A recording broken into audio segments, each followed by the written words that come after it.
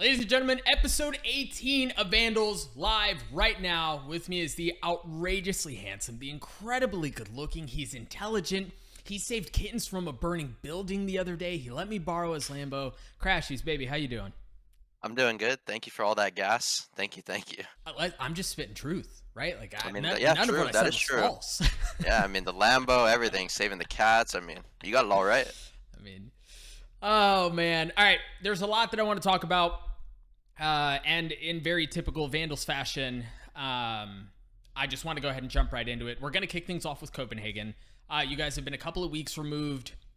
And I think for a lot of people, it was easy to compare your run at Copenhagen to your run at Iceland. And obviously the results were different. We'll talk about that in a little bit.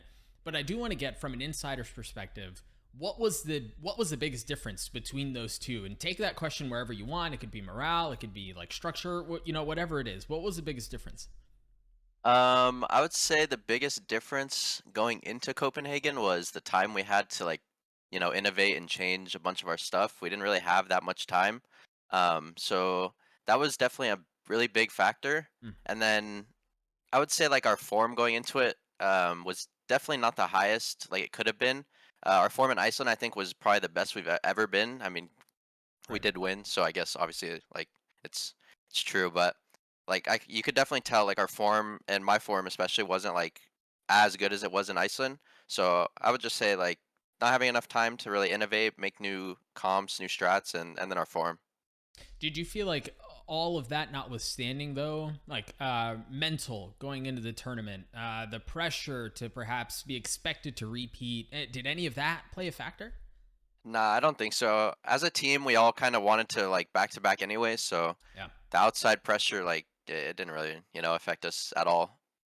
Tell me a bit more about form. You touched on the fact that there wasn't really as much time to innovate. You guys were just coming off of stage two and grand finals appearance, everything that happened there. But that aside, what was it about form that felt different? Because actually, this could be a really robust topic because in a lot of ways, I really felt like you guys when you were winning, you looked really freaking good. Like really, really good. There were a lot of things that were clicking. Obviously, a couple of things weren't, but you can't expect a perfect tournament run from Yeah. every team every time, right? Like, what was it about form that felt off? Um, I don't want to go too much into it. I would just say like our Sure. scrims, like it just started from scrims. Like you could just tell like we were missing like simple stuff, and then once we got onto stage, it was just like I wouldn't even say form so as in mechanically. It was more like comms were not as good as they should have been. Sure. Like post plants, like people not calling certain stuff. It was just like you can't pinpoint it down to one thing, you know. Right. So it's just so hard to always be consistently, really really good, always on every single day. So Hmm. it is what it is. How did the field impact things? How would you compare the quality of opponent in Iceland to Copenhagen, for example? I would say Copenhagen was definitely harder than Iceland for sure. I think every tournament the competition is always getting stronger. Mm. I think like there's always proof of that. But yeah, I would say Copenhagen was definitely stronger. I would say we were holding on to like kind of like our run in Iceland. Everything was going the same. Like we lost to groups, Yeah. we 2-0, and then like we get out of groups and then we beat DRX, we beat XSET. Like it was like as a team we all were like hoping, wow, this can actually like this could be real. Yeah. And then we lost. We all lost over a final, and we're like, whatever. Like, sure, like we should have beat them, whatever. And then we lost. We're like, okay, another run, basically the same run. Yep. And then we played FPX, and then yeah, we just kind of got outplayed. Bro, it felt like the script writers were getting lazy. Yeah, Is what it felt. I was like, yeah, guys, this is the exact same story. Like we've seen yeah, OpTic do this exactly. before. Um, was there was that the mentality the whole time? Like from the beginning of the tournament to the end, did you feel a lot of look, we've read this book, right? Like we know how this ends. There's a really good chance that we're going to be able to pull this off, or was that something that shifted somewhere along the way? I mean, it's kind of hard not to like have at least some little bit of hope. I mean, the guild Sure. game just I mean, we had like a rough first game going into guild. We're warming up. It was their first like land match ever, so they came into it very strong. and then we start off slow once again. So we're like, another slow start. It's kind of going the same, whatever. And then freaking Loud lost. We're like, oh wow, this Uh-huh. is about to be insane. And then once we beat them, I think we kind of got like that was our warm. Like we got pretty comfortable. We got warm again. We found the groove, and then yeah, we just you know. But I would say it's definitely hard not to have that feel, that hope of damn, the storyline could definitely be completed again. Like it's following the exact same thing. Yep. So doesn't doesn't ever not cross your mind. What is it? You touched on this. What is it about the slow starts for you guys? I was getting asked this all in Copenhagen, all my interviews. If I knew, I would tell the team. I would tell the team first and That's fix it. fair. But I don't know what it is. Like I really don't know. Like Yeah. we've had talks before our games. Like guys, let's not start slow. Like let's come into this really hot. It's just like we've had talks. We've confronted it. It's just I don't know what it is. It's so weird. Hmm. But hopefully it's different at champs. There was something different in Copenhagen, and that you guys finally got past the curse, whatever you want to call it, of not taking a map off of an EU team. Ultimately, you didn't win the series, though. What is it about this OpTic versus EU nonsense that you guys can't overcome? But is there something there, or is that another one of like, dog? I don't know. I don't know what Uh, it is. it's definitely not a I don't know. I think it's a play style thing, and they Hmm. just have way better practice out there in general. Um, they have better players, better practice, and I think it shows every time they play. They all play really structured out there, and I don't know. It's just so frustrating for us because obviously we see the narrative and stuff, and Yeah. we obviously want to beat them and prove that we can do it. All of our European matchups, like Gambit, the first time was really close. Ascend, Hmm. Victor had COVID, it was still close. Um, we played FPX, and then Guild was really close as well. Like we're always really really close to beating them. It's just we can't close. So I'd say we're close, but it just comes down to like a play style and a practicing out there. Sure. Well, if all goes well, you guys will have another opportunity to match up against them in Istanbul. Talk to me about the crowd. First time Valorant crowd. You guys played on the stage. What generally was it? What you expected? Were they a bit more docile, a bit more rowdy? Did it impact you guys at all? Could you even hear them? Yeah, so I personally thought the crowd was sick. They were much louder than I thought they were gonna be. Yeah. Like you could like feel them yelling and feel the energy in the room when you were playing. You couldn't really hear them too much, only like after round wins or something, like when they're all yelling. Hmm. But yeah, they were definitely much louder than I thought. I can't wait for the Istanbul crowd because I think it's gonna be should be pretty big as well. Can't wait. Yeah, it's gonna But pop off for sure. I the only thing I didn't like was after we lost to FPX, there was like a group of like people saying like "fuck Optic" and stuff, like right behind us, trying to get a reaction. I don't know, it's pretty weird. Like just let us lose, take the loss respectfully, and that was that. So that was only the weird thing that we encountered, but other than that, it was really cool. Was there any additional pressure or anything like that in front of the crowd? I wouldn't say pressure. I would say like a little like nerves or jitters, just because like Sure. for me personally, and for a lot of people, this was their first like crowdland. So you just feel in like the first round when they're all hyped and stuff, Yeah. getting excited for the game. But once you zone in and stuff, you don't even think about them. They're basically like not even there. Sure. Well, there were so many firsts that were happening all at once, right? It was the Yeah. first match that you guys had. It was the first match in front of a crowd in Valorant history. You guys had a lot of firsts going on there at the same time, and to do that against Paper Rex in particular, a team that's so well known for thriving in chaos and just living in this madness round after round. Was it being Paper Rex in particular something that may have contributed to the loss too? Like, do you feel like that matchup could have gone differently had it been someone else and the crowd was the same? Yeah, I think it could have went differently. I mean, their playstyle is so unique. Like I even talked to them after and told them like their playstyle is so unique, and you just have to be ready for it and prep beforehand and be ready to adapt like in the game. And beforehand, we had a pretty good game plan going into it, and I just think they just are so confident and take very unorthodox fights that Yeah. you don't really expect all the time. So it's hard to always be ready for them. But I think it is like a playstyle that will get figured out eventually, though, which is unfortunate. But I do think Like their play styles, it's crazy. It's so unique. Actually, I wanted to ask you about this later, but you brought it up, so we'll touch on it now. Um, is it that it's too nuanced? Is it that it's too niche? Like, because at this point, a lot of teams know what you're getting with Paper X, and people still struggle with it. What is it that you think ultimately will be found out? Or are you just expecting, oh, most people wouldn't swing here, so Jing is going to swing out here, and we should just be ready for it? Is it that simple? I mean, it's definitely not that simple. I mean, you know that Forsaken and Jing are their two most aggressive players, always gonna take the fights, always gonna go for picks. So those are like the two players that you have to be ready for. But their supporting staff of like Menkai, Davai, like they just are so good at supporting. It's very hard to just always be ready for what they're gonna do. But like I said, I do think they're gonna get figured out because that aggressive playstyle is it's kind of like a FaZe clan of NA where Baby Mm. Bay kind of had to stop Smeaging so much because Mm-hmm. it does get figured out. So I think once like all the regions get used to how they play, I think that's when it will get figured out. Mm. Last question that I have for you on Copenhagen, and this is a hefty one here. Okay. Given Valorant in particular, given the fact that we play MR12, given that there are agents and utility that's so drastically different from any other attack shooter, from someone who's flirted with making history in the past, is it unrealistic to expect back-to-back repeat wins for teams? I don't think it is unrealistic.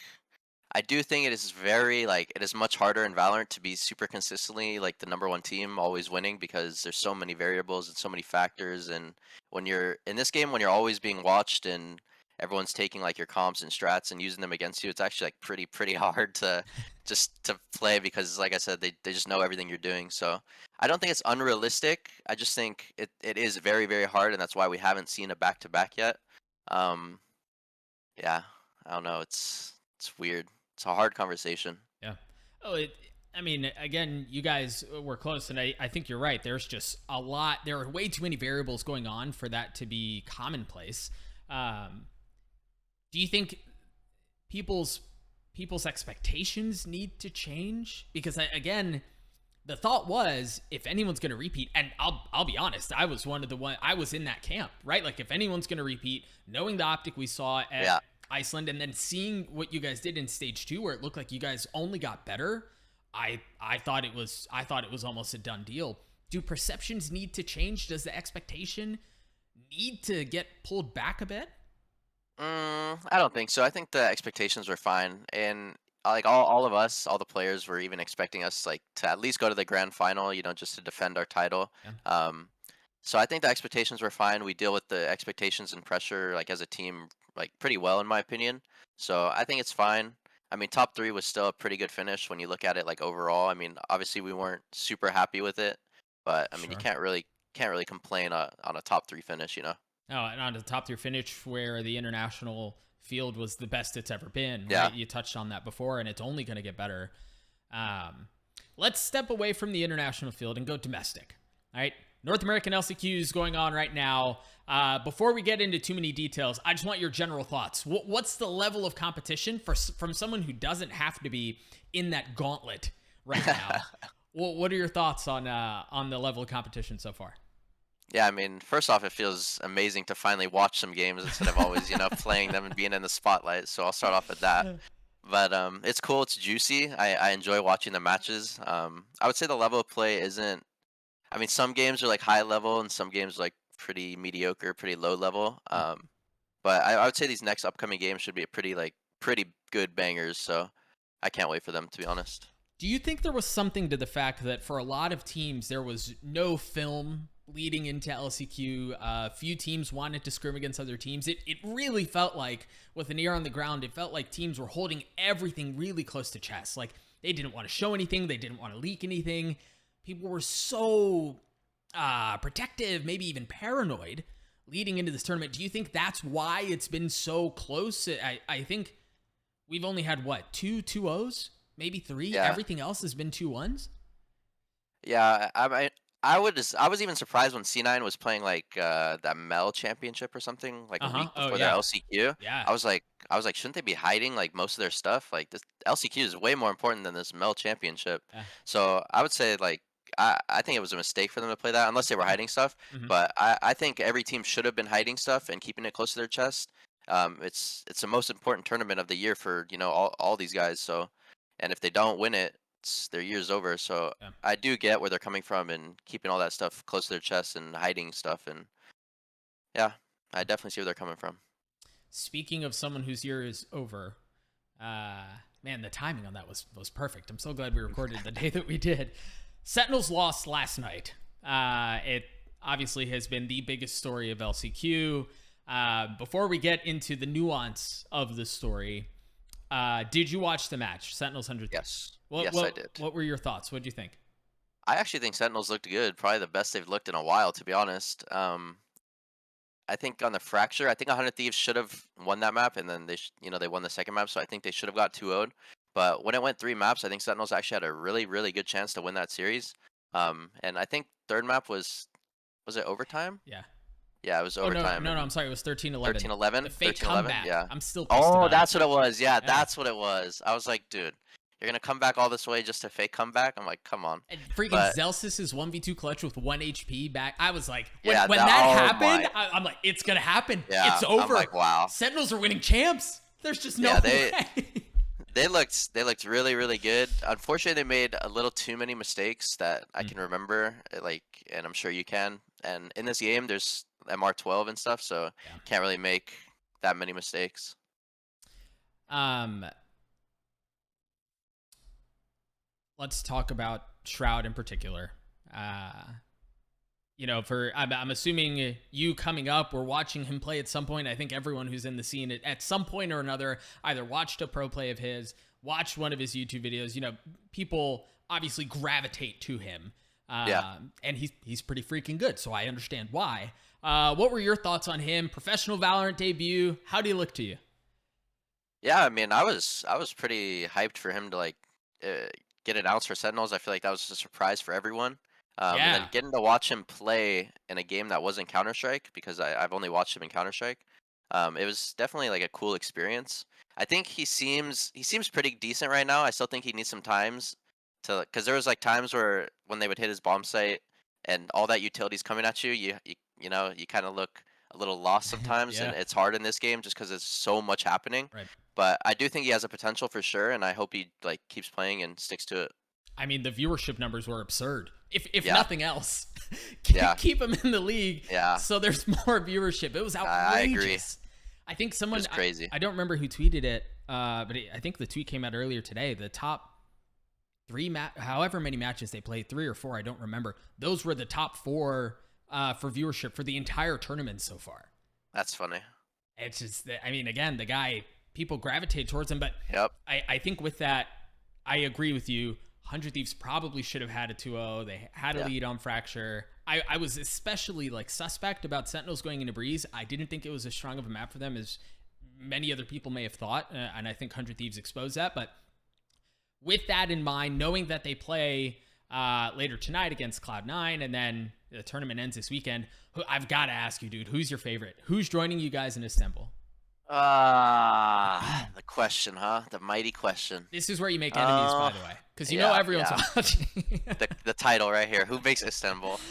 Um, I would have to say FaZe or Cloud9. They look Mm, the best in my opinion. I think Cloud9 have found their groove, and FaZe are playing like lights out right now as well. yeah. So I think FaZe will beat the guard today, and I think C9 will beat 100 Thieves today.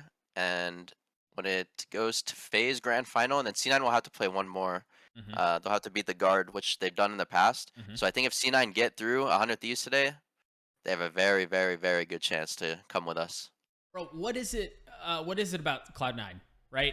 They start the season, Zeta sits in for them, and then they announce a roster change with Curry. They don't look great. They just kind of stumble their way through the stage, and they even struggle at the beginning of LCQ. But something seems to have clicked, right? Yeah. From your perspective, what's been the big difference for Cloud9?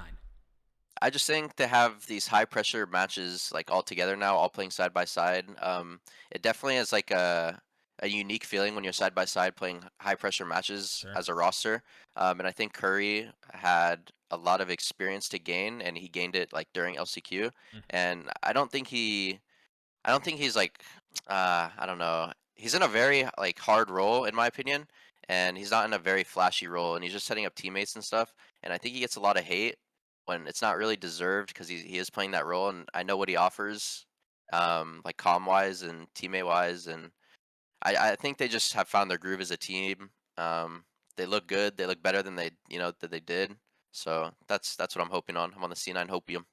They seem to be clicking. Yeah. Um, you mentioned something about Curry, and I want to take that into this next question. You mentioned Curry has been on the receiving end of a lot of criticism, and in large part due to the fact that, again, he replaced Zeta. There were a lot of questions around that roster move and, what have you. But to put that on OpTic, or perhaps even on you in particular, given the spotlight that you guys get, none of you are strangers to the opinions of the people, both good and bad, right? Like there's a lot of praise and there's a lot of flame and a lot of hate, and there's some natural part of that with it being the internet, right? And social media and, Reddit, what have you. But there was a tweet that I saw last weekend that I want to get your opinions on. It was from Dapr, and the tweet read, "Listening to casters criticize players, making my body cringe." This feels like, Austin, this feels like something that's been either like the forefront of the conversation or an undercurrent of the conversation since Valorant came out, right? Yeah. Like from the very beginning. What are your thoughts on this tweet, on the relationship, on the dynamic as a whole? So I mean, just to start it off, it's Dapr, like so we kind of have to. He's most likely a little bit of trolling in there, so I would take it with like a little bit of salt. But I think it's a good topic to bring up because I do see this talked about a lot, and I do think it's a good discussion to have. And I think casters have a job to do, just like the players. And I think it's part of the game, to be honest. Like just like in sports and other games, like you're gonna be criticized if something happens, you do a mistake or whatever. But I don't think casters should be talking about like KDA or like, oh, these guys are playing bad. Like, like find more interesting stats. Like see how many times if they're planting the bomb and dying while planting the bomb, their first kills, first deaths, stuff like that, making space for the team. Like you could definitely find more interesting stats in KDA and like hard criticizing players because there's so much to talk about in Valorant, right? There's so much going on. So I would just I don't know. I would say he's like half trolling in there just for the impressions because it's him. He got the But impressions too, bro. yeah, he got him. He farmed him. And I think like it's part of the game. Like it's gonna happen regardless. So it is what it is. There is, this is actually a conversation I feel like I've had a couple of times. You take any Valorant round, and there are probably 15 equally important things that need to be discussed at any given moment. You have time to talk about 3 of them while the next 15 are starting to happen all at the same time, right? Like it's all very simultaneous. But I do think, I absolutely agree with you. I think as the game evolves and as casters spend more time on the game and develop individually, like, there's more room for more robust storytelling. There's room for like getting into some of these other weeds and things like that give off a more accurate story. Because the example that you gave, for example, about how often are you dying when you're planting the spike, right? Like a Sage on Icebox, for example, it's your job to go die. Exactly. Like, you're going to be 6 and 15 at halftime. Exactly. And that just sucks, bro. I hate it for you, but that's your job. And I don't necessarily disagree with you. I think oftentimes the nuances like that can be missed. Yeah. It's like I said, it's a very interesting topic. There's so much happening, and I think like it's okay to focus on it sometimes. Or if a player makes like a really big mistake, like a round losing mistake, like it should be brought up. It should be talked about. Like, but the player also knows that they messed up in the moment. Like when I die and I make a mistake, like as soon as I die, I'm like, oh my god, like I just messed up. Yeah. So I mean, the players know what's happening. The casters know what's happening. It's just getting it all together. Sure. Do you think that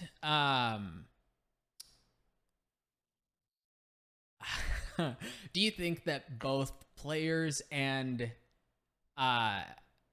talent would be well served by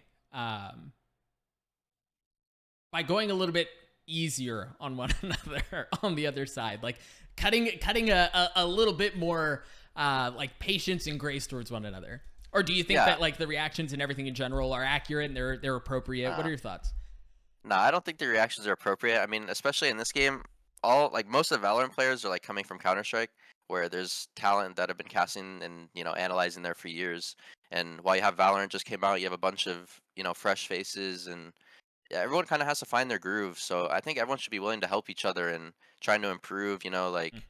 Like so for example, like if you came out and reached out to me like what you can improve on, I would help you, or whatever, vice versa. It should just be like a way friendlier space. Like I Yeah. don't think people should be going at each other's throats. Like talent, like I said, talent have a job to do. They're trying to make the game interesting, and the players have a job to do too. So it's just about getting the best of both worlds.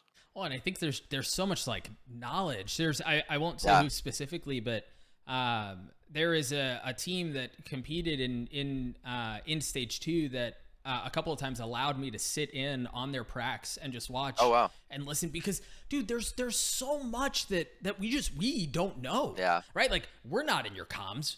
We can't Yeah. hear what the call was, what the decision making was, what your protocols are. And I think that's the kind of thing that's super dope. And to go back to like, yeah, perhaps a bit more like working off of one another. The fact that that team allowed me to do that was just super insightful for me, because I've never been a CS pro.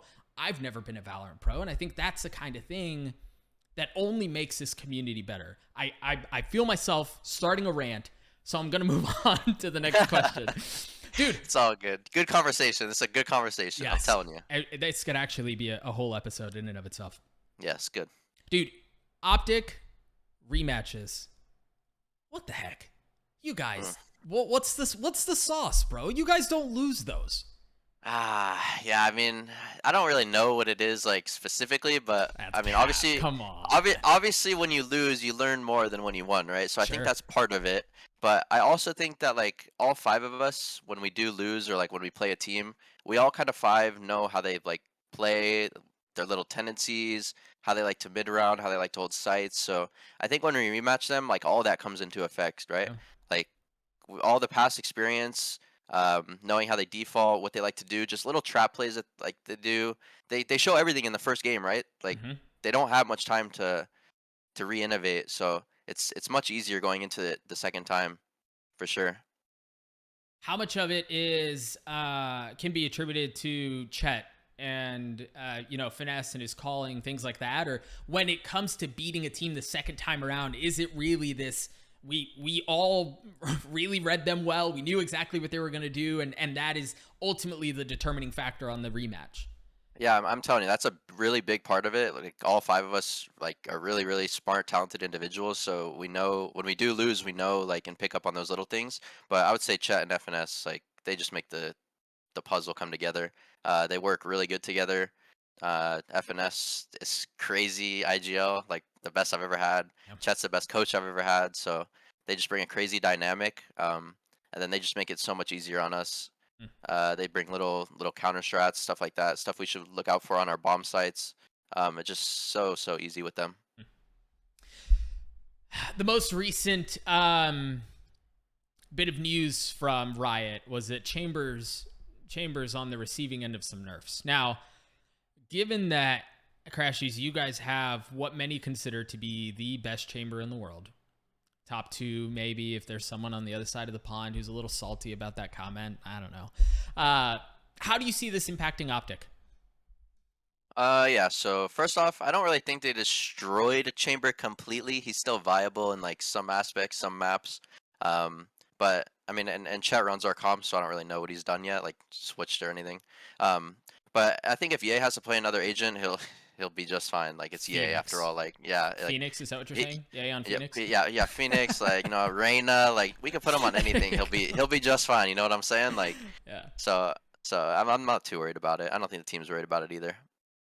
Um, so 2 international appearances now. Well, 3, but the last Yeah. 2, you guys come in as the number 2 seed. The first time it was a guard. This last time it was XSET, excuse me. Come in as a number 1 seed in North America. They meet you early in the bracket, and both of them just fizzle out. They both go 0-2. and you guys are involved in some form or fashion every time. Do you think there is a benefit to coming in early, to coming in at groups, and maybe getting stage jitters out of the way, things like that? Definitely. I think there is a benefit to coming in groups. I mean, like you said, you get to warm up on the stage, you get the first game nerves out. Meanwhile, if you're sitting in playoffs, you don't get that warm up time. Although you do get to hide and observe and watch Mm-hmm. everyone else. I'm telling you, man, like that time on the stage is so beneficial. It just helps so much. You get into the zone, you lock in, and then while the team is waiting in playoffs, the team from groups is already warm, Yeah. ready, like used to the stage, used to the white noise, used to everything. While the team in playoffs hasn't even played one game. Like Yeah. they don't know how the in-ears fit in their ears. They don't know how the white noise is gonna be. So I think that's why it's so tough. Well, and the funny thing is too is the fact that you've come in as a number 2 seed twice means that you lost in the grand finals and you win the rematch every time against these NA teams. Do you ever I don't want to say do you feel bad, but is there like a little bit of you that goes, dang man, we just wrote the story for one of these other North American teams again? Is North America actually just a one team region? Uh, I want to say, I don't want to say yes or no. I would say maybe, just because I don't want to say yes because I don't want to Sure. believe it myself. Sure. Um, but the international competition, it's so much harder than what it used to be, man. Like, Yeah. so these NA teams really need to take their practice seriously and just take everything seriously. And like the boot camps in Europe are so beneficial. Mm. I mean, that's why we're going as well. Like before assemble, because the NA practice is just not. It's not even worth the practice. Mm. It's just not worth it. Um, so yeah, I don't know. I don't want to say we're a one team region. Like we're so close to being like a 2 or 3 or 4 team region, but just some little things need to be a little better from some teams. Yeah, let's take XSET as an example because we don't know if Guard are going to be joining you again, but we know XSET are. They struggled in Copenhagen. They're going to get a chance to perhaps get over what happened. Do you feel like the form that they had, perhaps little things going another way, perhaps jitters or whatever it is, if you remove all of the extenuating circumstances and just look at XSET being XSET, do you feel like they are forced to be reckoned with on the international stage? I think so. I think they had an unlucky run going against us, and then I mean, they played a pretty good game against Leviathan, right? Yeah. So, which I think they could have won easily. So, I do think they're forced to be reckoned with going into Istanbul. I mean, Cryo and Zekin, the duo, They're like freaks, bro. they really need to step up and bring that team together, and then the supporting cast will just come together. It's I'm telling you, it's the biggest thing. Just Cryo and Zekin need to be very comfortable, do their thing that like what they do online, and that team will be clicking. And I mean, honestly, they played well, right, Yeah. in that tournament run. So perhaps optimism for XSET a couple of weeks away from Istanbul. As we talk about XSET, there was this heavy conversation that you kind of like got pulled into, but you weren't the primary focus. It was primarily Stax and BCJ, but there was this heavy diatribe about who is the best initiator in the world. And BCJ dropped your name in there, and for perfectly good reason. But I do need to get your thoughts because you saw this whole fight unfold and the fried chicken and the who is I BCJ. saw everything. Yeah, I saw everything. You had a front row seat to the drama, and it was juicy, it was spicy. You had your popcorn. What are your thoughts, man? I'm gonna put you on the spot now. Yeah. So when BCJ made that interview, he messaged me right after and was like, I might have thrown your name in with Stacks and stuff. I'm like, oh boy, what did you do, man? What have you done? Like he has no idea what these players are capable of, you know? Yeah. And I'm like, oh boy. Then when I saw it, I was like, oh man, it's even worse than I thought. And then yeah, I mean, it's like I said, the international competition is just so good. Like he shouldn't really be saying these things without playing there first, because like I said, Sure. you don't know what to expect. And then I saw the Stacks fried chicken, and he doesn't even know who he is. I'm like, oh man, Stacks is violating this man right Yes, now. he is. Like, I was like, wow, that's just crazy. And I'm really good friends with Stacks. Like me and him get along really well. Yeah. So it was cool to see him like kind of clap back because I didn't know he had that in him, to be honest. Yeah. But yeah, the initiator, best initiator in the world. It's just there's so many good initiators. You have Shao, you have myself, you have Leo, like you have BCJ. You just have so many. It's such a tough race. Did you mind the spice though out of BCJ, right? Like the swagger, the little confidence that came with it. I respected it. I mean, bro, like you have to respect it. Yeah. He's going into his first land. He's talking, talking his stuff. So I have to respect it. Unfortunately, it didn't go very well for him. But he's a good kid. He has a good head on his shoulders, so he'll be all right. Yeah, they'll bounce back again. They'll have an opportunity to bounce back in Istanbul. From what I understand, you mentioned you guys are heading over to boot camp. Can you share a little bit about that? Like, how far out are you guys going to be ahead of the tournament? Anything like that? Yeah, I mean, we'll be boot camping in Poland for like a week or 8 days or something. We leave in a couple days. So we'll be in Poland for a week, getting used to like the time and stuff. Cause I don't know what it was, but when we went to Copenhagen, like we were all jet lagged really bad. Oh, yeah. Yeah, it was the first time we've ever felt like that. Even like Berlin and Iceland, like we didn't really feel that bad, but Copenhagen was really rough for us. So that's one of the main reasons as well. Like we don't want to be jet lagged. We just want to be like set. We want practice to be really, really, really, well ran and just good scrims. So I think it should be really beneficial. Yeah, I'm just really glad that you said that, and it felt like it took me a week to adjust. I didn't know why, but I was like, I can't figure this out. I don't know. No, trust me, we were all wondering. Austin, thank you so much for joining us, dude. This was a blast. You. Green Wall faithful, about to watch you guys compete at champs. I know that fan base is often a vocal one, both in the good and the bad. Is there anything you want to say to your fans out there before you guys head off to champs? Yeah, as always, thank you guys for supporting us. It means the world to us. We all see your support. Just keep supporting us during the wins, during the losses, and we'll keep trying to get. Let you me got redo it, bro. You got it. You can run it back. As always, thank you guys for supporting us. We'll keep trying to bring you guys the dubs. We really appreciate you guys. We see your support all the time, and thank you so much. You're a stud, dude. Thank you so much for joining me again. Folks who are watching at home, if you dig the content, engage with the channel in all of the ways that you know how to. My plan is to hopefully get one more episode in before Istanbul, but we'll see. We'll see, guys. We'll see. He's see. A busy man, Maybe Crashies will join us. Who knows? Oh, yeah. little co-host, huh? There you go. There you go. Thank you again so much. You all be good. We will catch you guys next time.